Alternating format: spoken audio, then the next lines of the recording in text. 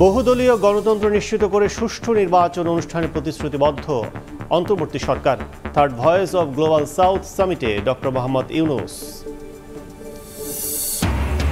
আবারও বেড়েছে রেমিটেন্স প্রবাহ। ইতালি থেকে চলতি সপ্তাহে বৈদেশিক মুদ্রা এসেছে দ্বিগুণেরও বেশি। সৌদি আরব থেকেও পাঠাচ্ছেন প্রবাসী বাংলাদেশিরা।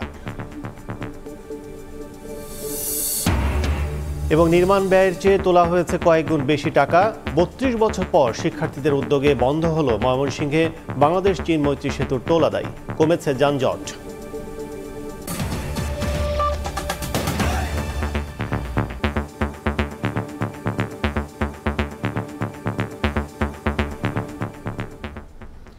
সকালের সময় সঙ্গে আছে আমি কাজল আব্দুল্লাহ। এদিকে গুলির আঘাতে ইনফেকশনে মৃত্যু ঝুঁকিতে হাসপাতালে কাতরাচ্ছেন বহু আন্দোলনকারী। বিনা খরচে দেশের সরকারি বেসরকারি সব হাসপাতালে চিকিৎসা পাবেন বৈষম্য বিরোধী ছাত্র আন্দোলনে আহতরা। রাজধানী কর্মীটলা হাসপাতালে ভর্তিদের খোঁজ খবর নিয়ে সমন্বয়ক সার্জিস আলম ও হাসনাত আবদুল্লাহ এ কথা বলেন। এদিকে ৯০ দিনের মধ্যে স্বাস্থ্য খাতকে দুর্নীতিমুক্ত করে জনবান্ধব করার ঘোষণা দিয়েছেন অধিদপ্তরের অতিরিক্ত মহাপরিচালক। শনিবার রাজধানীর বিভিন্ন সরকারি হাসপাতালগুলো পরিদর্শন শেষে সেগুলোর বেহাল দশার কথা গণমাধ্যমের কাছে তুলে ধরেন বৈষম্য বিরোধী ছাত্র আন্দোলনের সমন্বয়করা। তারা জানান, ঢাকা মেডিকেল যেন ফিলিস্তিনের রাফা ক্যাম্প। হাসপাতালের শয্যা সংকটে গুরুতর আহত আন্দোলনকারী ছাত্র জনতার চিকিৎসা মিলছে না। আমাদের স্বাস্থ্য ব্যবস্থা এতটাই ভঙ্গুর যে ফিলিস্তিনি রাফা ক্যাম্পের সাথে ঢাকা মেডিকেল কলেজের কোনো ধরনের বৈসাদৃশ্য নেই। শরীরের এক পাশ দিয়ে বুলেট ঢুকেছে, আরেক পাশ দিয়ে বের হয়ে গিয়ে আরেকজনকে আঘাত করেছে। ওই বুলেটগুলো পর্যন্ত ব্যবহার করা হয়েছে। আপনি গিয়ে দেখুন এক একজন কিভাবে কাতরাচ্ছে। স্বৈরাচার বিরোধী ছাত্র আন্দোলনে সরকারি বেসরকারি হাসপাতালগুলোতে দায়িত্বরতদের ভূমিকা নিয়েও প্রশ্ন তোলেন সমন্বয়কারীরা।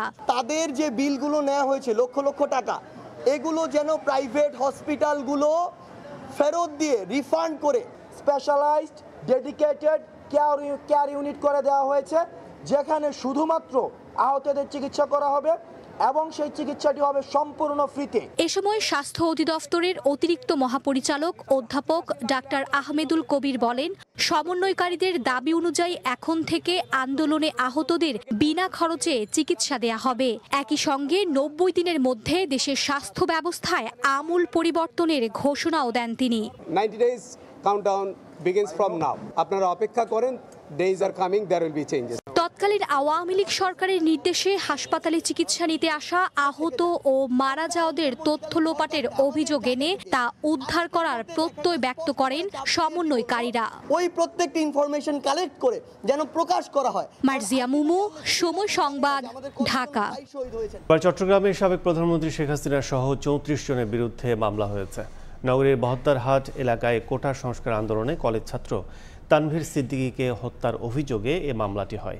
শনিবার ভোরে নগরের চান্দগাঁও থানায় মামলাটি করেন নিহত তানভীরের চাচা মোহাম্মদ পারভেজ। এতে শেখ হাসিনাকে প্রধান ও সাবেক শিক্ষামন্ত্রী মহিবুল হাসান চৌধুরী নওফেলকে দ্বিতীয় আসামি করা হয়েছে। অন্যান্যদের মধ্যে উল্লেখযোগ্য আসামিরা হলেন নগর আওয়ামী লীগের বন ও পরিবেশ বিষয়ক সম্পাদক মশিউর রহমান চৌধুরী, সিটি কর্পোরেশনের কাউন্সিলর মোহাম্মদ এশরারুল হক, শৈবাল দাস সুমন, নূর মোস্তফা টিনু, নগর ছাত্রলীগের সাবেক সাধারণ সম্পাদক নুরুল আজিম রনি, এছাড়া অজ্ঞাতনামা আসামি আরও ৪০ থেকে ৫০ জন। মামলার এজাহারে বলা হয়, গত ১৮ জুলাই বৈষম্য বিরোধী ছাত্র আন্দোলনে অংশ নেন তানভীর। এ সময় এলোপাতাড়ি গুলি লাগে তার। গুরুতর অবস্থায় তানভীরকে চট্টগ্রাম মেডিকেল কলেজ হাসপাতালে নেওয়া হলে চিকিৎসক তাকে মৃত ঘোষণা করেন।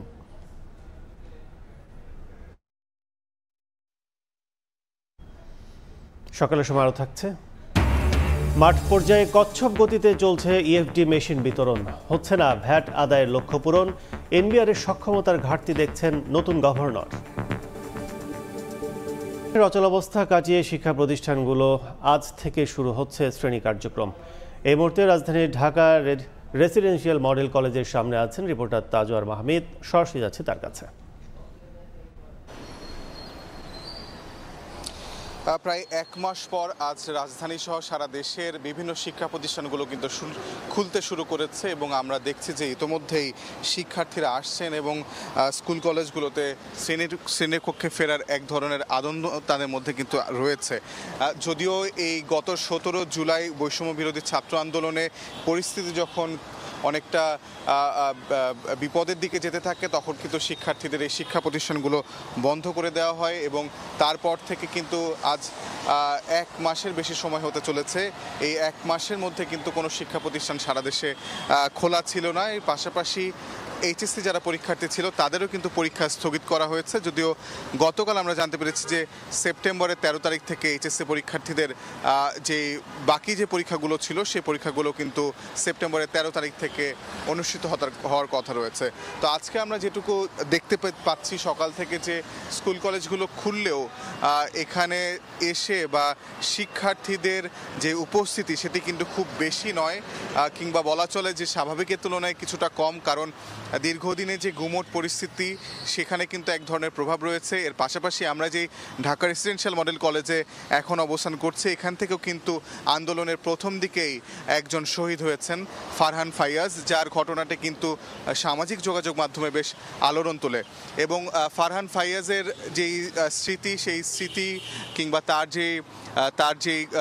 তার নিহত হওয়ার ঘটনাটি গভীরভাবে শোকাহত এই কলেজের যারা আছেন, যারা শিক্ষক এবং শিক্ষার্থী কর্মচারী যারাই আছেন তারাই কিন্তু গভীরভাবে শোকাহত এবং এই ঘটনাটির একটি প্রভাব কিন্তু তাদের মধ্যে রয়েছে এবং তারাও বলছেন যে এই ধরনের ঘটনা কিংবা শিক্ষা প্রতিষ্ঠানের শিক্ষার্থীদের উপর কোনো ধরনের প্রাণের ঝুঁকি হয় কিংবা প্রাণ বিপন্ন হয় এ ধরনের ঘটনা দেশে আর না ঘটুক এমনটি কিন্তু তারা চাচ্ছেন। পাশাপাশি শিক্ষা কার্যক্রম যেন কোনোভাবে ব্যাহত না হয় সেটাও কিন্তু তাদের প্রত্যাশায় রয়েছে। অর্থাৎ এই যে 1 মাস পরে আজকে শিক্ষা কার্যক্রম শুরু হলো সেখানে মোদ্দা কথা যতটুকু বলা যায় যে খুব ব্যাপক হারে উপস্থিতি শিক্ষার্থীদের নেই, তবে একটি গুমোট পরিস্থিতি রয়েছে এবং স্বাভাবিক হবে পরিস্থিতি খুব অচিরেই, তেমনটি কিন্তু প্রত্যাশা করছে শিক্ষক শিক্ষার্থী সহ যারা রয়েছেন অভিভাবকরাও।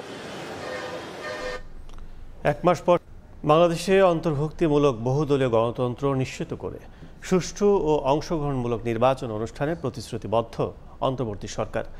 শনিবার সকালে third voice of global south সামিটে ভার্চুয়ালি যোগ দিয়ে একথা জানান ডক্টর মোহাম্মদ ইউনূস। ভারতের প্রধানমন্ত্রীকে বাংলাদেশ সফরের আমন্ত্রণও জানান প্রধান উপদেষ্টা। দক্ষিণ এশিয়ার দেশগুলোর অংশগ্রহণে সভার উদ্বোধন করেন ভারতের প্রধানমন্ত্রী নরেন্দ্র মোদী। দক্ষিণ এশিয়ার দেশগুলোর সরকার প্রধানদের অংশগ্রহণে শুরু হয় তৃতীয় voice of global south summit. Virtual সভার উদ্বোধন করেন ভারতের প্রধানমন্ত্রী নরেন্দ্র মোদী। উদ্বোধনী বক্তব্যে দক্ষিণ এশিয়ার দেশগুলোর সঙ্গে অংশীদারিত্ব জোরদার করতে আহ্বান জানান নরেন্দ্র মোদী।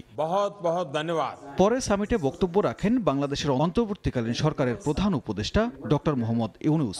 নির্বাচন ব্যবস্থা, বিচার ব্যবস্থা, স্থানীয় সরকার ব্যবস্থা, গণমাধ্যম, অর্থনীতি ও শিক্ষা ব্যবস্থার সংস্কার করা সরকারের অন্যতম কাজ উল্লেখ করে একটি সুষ্ঠু অংশগ্রহণমূলক নির্বাচন আয়োজনের প্রতিশ্রুতি দেন। Our government is committed to ensuring a transition to an inclusive and pluralistic democracy and create an environment in which free, fair and participatory elections can be held. বাংলাদেশের আর্থিক সংস্কারের মাধ্যমে বৈষম্য দূর করে সম্পদের সুষম বণ্টনের জন্য নতুন ডিজাইন তৈরি করতে চান ডক্টর মোহাম্মদ ইউনূস। তরুণদের সম্ভাবনা শক্তি কাজে লাগাতে চান তিনি। পাশাপাশি কার্বন নিঃসরণ, সম্পদের একাগ্রতা এবং বেকারত্ব শূন্যে নামিয়ে রাষ্ট্রপ্রধানদের বিশ্ব করার আহ্বান জানান তিনি। We can start with the vision of building a world of 3 zeros. If we give an important place for our social businesses, that is business which are created solely for fixing social and environmental problems, it can become a massive force if we work together. বক্তব্যের শুরুতে এবং শেষে সম্প্রতি বৈষম্য বিরোধী ছাত্র আন্দোলনের মাধ্যমে নতুন বাংলাদেশ গড়ার পথ তৈরি হয়েছে বলে জানান doctor Mohammad Yunus. Your Excellencies, I invite you to visit Dhaka soon. সানবির রূপল, সময় সংবাদ, ঢাকা। মাঙ্কিপক্স এর সংক্রমণ রোধে আজ থেকে সতর্কতামূলক কার্যক্রম শুরু হয়েছে বেনাপোল ইমিগ্রেশন স্বাস্থ্য বিভাগে। ভারত থেকে আসা সন্দেহভাজন যাত্রীদের স্বাস্থ্য পরীক্ষার পর দেয়া হচ্ছে দেশে ঢোকার অনুমতি। বিস্তারিত জানাতে এই মুহূর্তে বেনাপোল ইমিগ্রেশন স্বাস্থ্য বিভাগের সামনে আছেন সহকর্মী আজিজুল হক, সরাসরি যাচ্ছে তার কাছে। করোনার প্রাদুর্ভাব কাটতে না কাটতেই নতুন করে যে অ্যামপ্রক্স নামের যে ভাইরাস, এই ভাইরাসটির সংক্রমণ রোধে যে বিশ্ব যে স্বাস্থ্য সংস্থা সেটি তারা কিন্তু এই সংক্রমণ রোধে কিন্তু উদ্বেগের কারণ হয়, কিন্তু বিশ্ব স্বাস্থ্য সংস্থা সেটি কিন্তু সতর্কতা জারি করেছে। এবং এই সতর্কতা জারির কারণে আমরা দেখতে পেয়েছি যে বেনাপোল ইমিগ্রেশনের যে স্বাস্থ্য কর্মীরা আছেন, তারা ভারত থেকে যে সমস্ত যাত্রী আসছেন তাদের শরীরে অ্যামপক্স যে ভাইরাসের যে লক্ষণ, সে কোনো লক্ষণ আছে কিনা ইমিগ্রেশন স্বাস্থ্যকর্মীরা সে যাত্রীদের সে সমস্ত লক্ষণ আছে কিনা সেটা পরীক্ষা করছেন। এবং পরীক্ষা করার পরে কিন্তু তারা যদি এই সমস্ত ভাইরাস মুক্ত থাকে তাহলে কিন্তু তারা বাংলাদেশে ঢোকার অনুমতি পাচ্ছে। আপনি জানেন যে প্রথমে এই ভাইরাসটি কিন্তু আফ্রিকার কঙ্গোতে প্রথমে দেখা যায়, এরপরে কিন্তু এই মহাদেশের আরো কয়েকটি দেশে কিন্তু এই ভাইরাসটি ছড়িয়ে পড়ে, যার কারণে কিন্তু বিশ্ব স্বাস্থ্য সংস্থা এই ভাইরাসটি প্রতিরোধে জরুরি অবস্থা গ্রহণ করেছে। আমরা কথা বলেছি ইমিগ্রেশন স্বাস্থ্য বিভাগের সাথে, তারা আমাদেরকে জানিয়েছেন যে সমস্ত যাত্রী ভারত থেকে আসছে সে সমস্ত যাত্রীর শরীরে এই অ্যামপক্স ভাইরাসের কোনো উপসর্গ আছে কিনা, তাদের শরীরে কোনো ফুসকুড়ি বা অতিরিক্ত তাপমাত্রা আছে কিনা বা এই ধরনের লক্ষণ আছে কিনা তারা জিজ্ঞাসাবাদ করছেন, এবং জিজ্ঞাসাবাদের পরে তাদেরকে বাংলাদেশে ঢোকার অনুমতি দিচ্ছেন। আমরা সকালে ইমিগ্রেশনের এলাকায় এসে দেখতে পেয়েছি যে ইমিগ্রেশনের বিভিন্ন জায়গায় কিন্তু এই অ্যামপক্স ভাইরাস সংক্রমণ রোধ এবং এই রোগের যে লক্ষণগুলো আছে সেই লক্ষণগুলোর বিষয়ে তারা বিভিন্ন কিন্তু লিফলেট ইমিগ্রেশনে সাটিয়েছে এবং যাত্রীদের সচেতনতা করছে। শুধু ইমিগ্রেশন স্বাস্থ্য বিভাগ নয়, ইমিগ্রেশন স্বাস্থ্য বিভাগের পাশাপাশি আমরা দেখতে পেয়েছি যে ইমিগ্রেশন পুলিশ সহ অন্যান্য যারা এখানে পাসপোর্ট যাত্রীদের সেবায় নিয়োজিত আছেন, তারাও কিন্তু এই ভাইরাসটি যাতে কোনোভাবে আক্রান্ত মানুষ দেশে প্রবেশ না করে তার জন্য কিন্তু তারা সতর্কতা অবলম্বন করছেন। বিশেষ করে যাত্রীদেরকে, পাসপোর্ট যাত্রীদেরকে মাস্ক পরার পরামর্শ দিচ্ছেন। তো এই ছিল বেনাপোল ইমিগ্রেশন থেকে যে নতুন যে ভাইরাস অ্যামপক্স, সে ভাইরাস সংক্রমণ রোধে যে বেনাপোল ইমিগ্রেশন স্বাস্থ্য বিভাগে সতর্কতা জারি করেছে এবং যাত্রীদেরকে এই ধরনের কোনো লক্ষণ আছে কিনা সেটি পরীক্ষা নিরীক্ষা করছে তার সর্বশেষ। এতক্ষণ সরাসরি ছিলাম বেনাপোল। নিয়ম না মেনে ভোগাই নদী থেকে বালু তোলা হচ্ছে, এতে হুমকির মুখে পড়েছে শেরপুরের নালিতা বাড়ির 4 আলি সেতু। এমনকি সেতুর পিলারের গোড়া থেকে মাটি সরে গিয়ে বেরিয়ে এসেছে পাইলিংয়ের রড। এতে ক্ষুব্ধ এলাকাবাসী। তবে আইনগত ব্যবস্থানের আশ্বাস উপজেলা প্রশাসনের। শহীদুল ইসলাম হীরার পাঠানো তথ্য ও বাবু চক্রবর্তীর ছবি নিয়ে রিপোর্ট। সড়কের উপর দাঁড়িয়ে আছে ট্রাকের সারি। এসব বাহন দিয়ে নদীর বালু পৌঁছে দেয়া হয় দেশের বিভিন্ন প্রান্তে।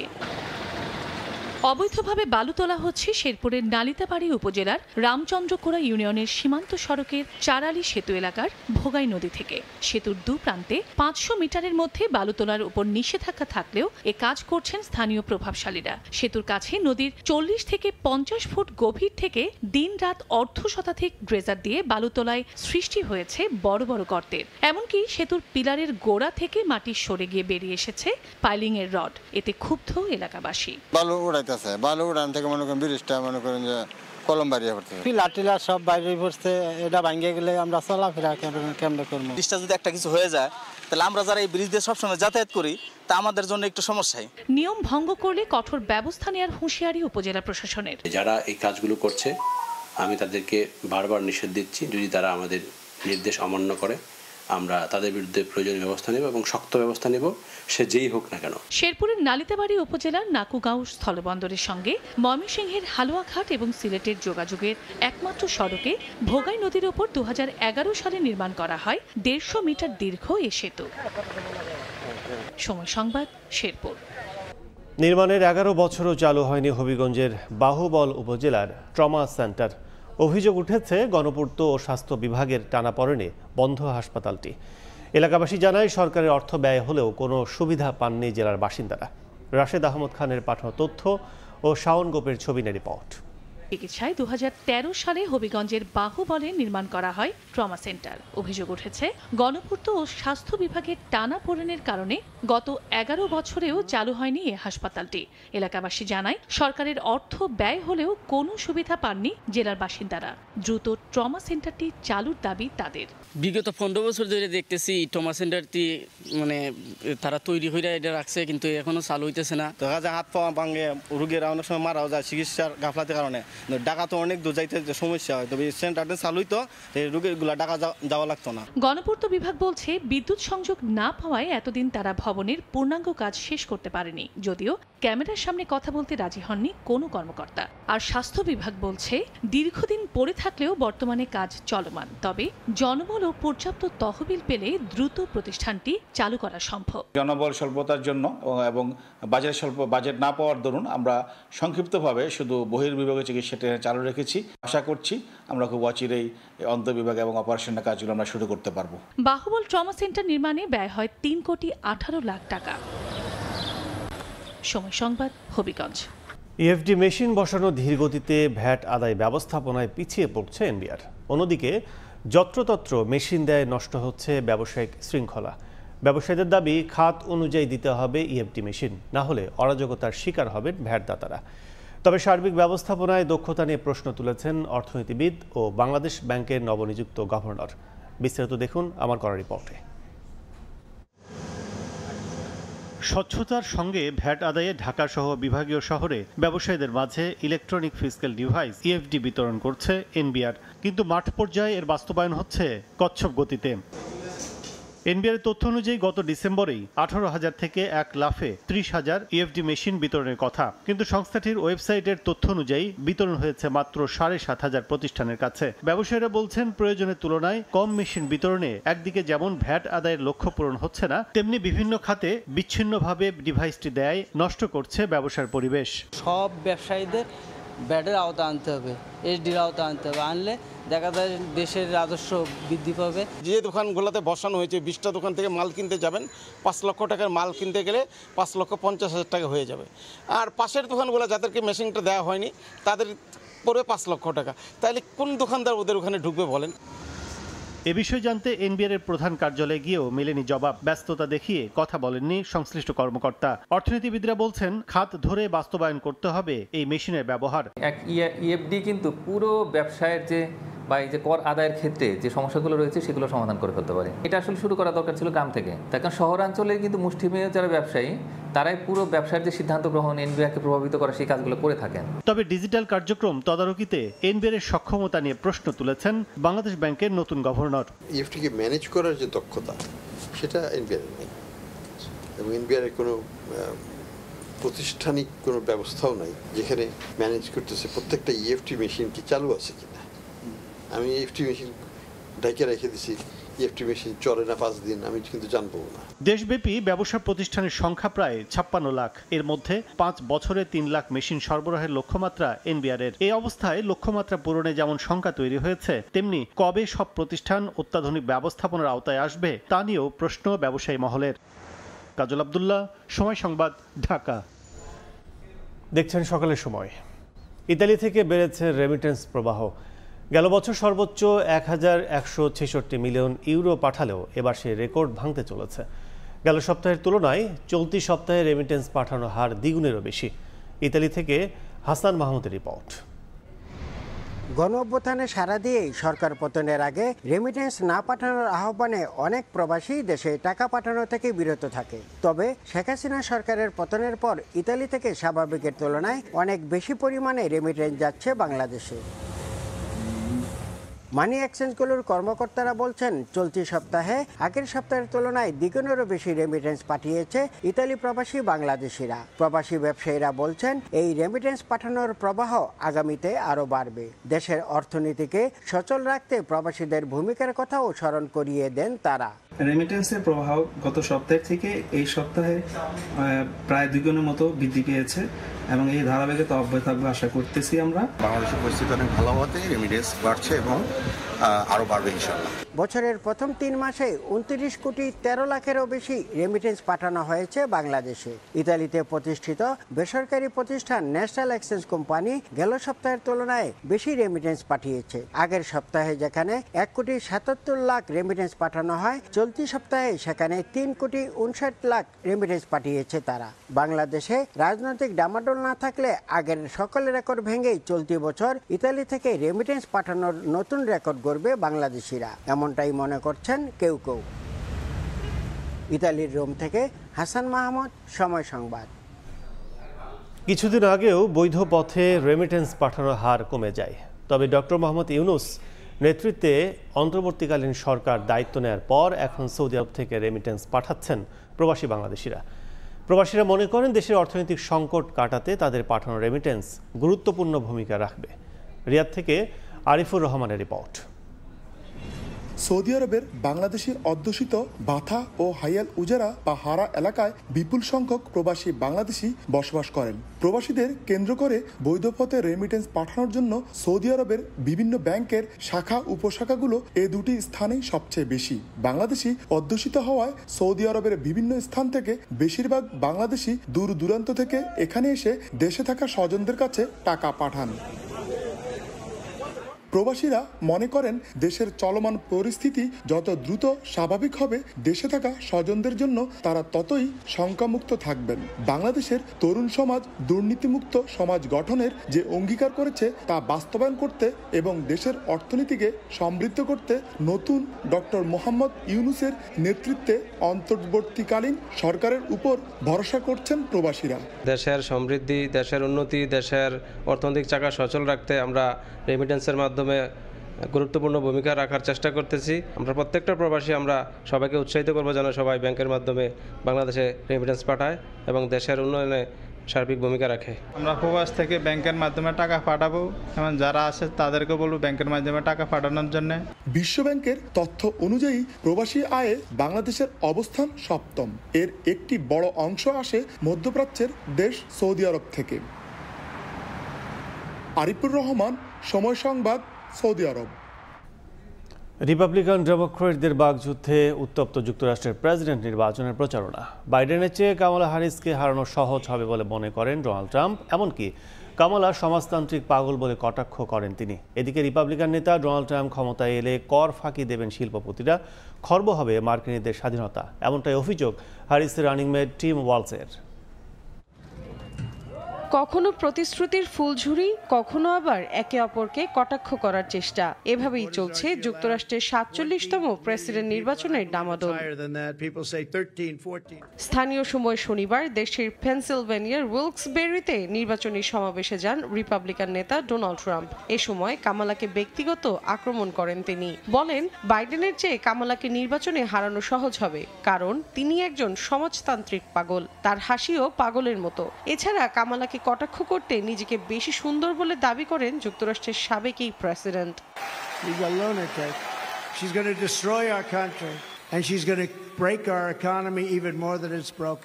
একই দিন নেব্রাস্কা অঙ্গরাজ্যের ওমাহায় প্রচারণায় যান মিনেসোটার বর্তমান গভর্নর ও কামালার রানিং মেট টিম ওয়ালস। বক্তব্যে দুই প্রার্থীর মাঝে পার্থক্য তুলে ধরেন তিনি।